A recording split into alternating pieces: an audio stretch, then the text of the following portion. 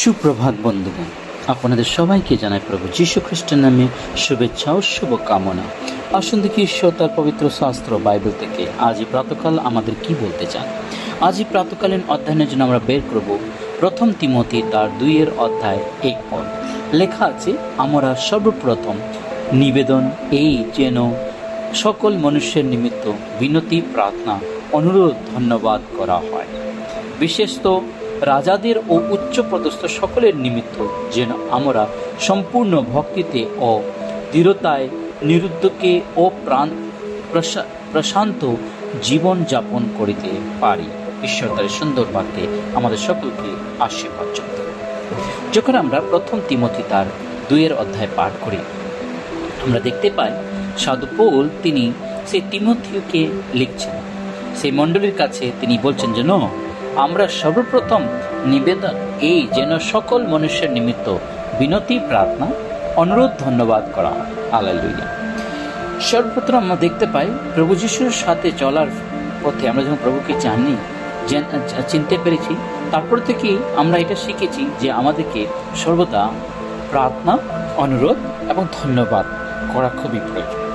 প্রভু আমাদের জীবন থেকে আমাদের কোনো ধরনের ধন সম্পত্তি, জ্ঞান, বুদ্ধি সেগুলোর কোনো তার প্রয়োজন নেই, কিন্তু তিনি আমাদের কাছ থেকে শুধু চান যেন আমরা হৃদয় ভরে তাকে একটু ধন্যবাদ দিতে পারি, হৃদয় ভরে যেন তার সম্মুখে বসে আমরা যেন প্রার্থনা করতে পারি এবং আমরা একজন অপরের জন্য যেন একটি সুকামনা করি এবং একজন অপরের জন্য যেন সর্বদা প্রার্থনা করতে পারি।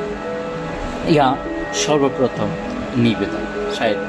সাধু পৌল তিনি সেই তিমোথী মণ্ডলীর মধ্যে এই কথা বলছেন, তিমোথীকে বলছেন যেন তার সেই মণ্ডলীর মধ্যে সর্বপ্রথম সকলে যেন সেই নিবেদন এই যেন সকলেই মনুষ্যের নিমিত্ত, সকল মানুষের নিমিত্ত আপন। সেখানে ছোট বড়, গরিব, ধনী, ল্যাংড়া, নোলা, যেরকমই লোক থাকবে না, সবের মধ্যে সর্বপ্রথম নিবেদন হচ্ছে যেন তারা মনুষ্যের জন্য নিমিত্ত যেন প্রার্থনা করে। প্রার্থনার বিষয় এই অধ্যায় লেখা আছে, প্রার্থনার বিষয়, প্রার্থনা করার বিষয় লেখা হচ্ছে, প্রার্থনা করতে শেখানো হচ্ছে, কিভাবে প্রার্থনা, অনুরোধ এবং ধন্যবাদ সহকারে। কারণ বিশেষত রাজাদের জন্য এবং উচ্চপদস্থ লোকদের জন্য আমাদের প্রার্থনা করা খুবই প্রয়োজন।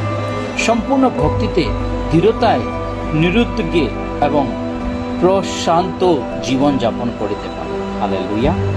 প্রভু এই সুন্দর বাক্যে আমাদের সকলকে আশীর্বাদ করতে হবে। আসুন প্রার্থনা। পবিত্র পবিত্র বাহিনী সদা প্রভু তোমার মহা ধন্যবাদ আজকে সুন্দর প্রাতকালের জন্য। প্রভু প্রাত থেকে নিয়ে সারা দিন তোমাদের সমস্যা করবে, সমস্ত পাপ অন্যায় অপরাধ ক্ষমা করো, তোমার প্রশংসা, তোমার গৌরবাত্মক তোমাদের ব্যবহার করো। এই ক্ষুদ্র প্রার্থনা তোমার পবিত্র নামে চায়। আমেন।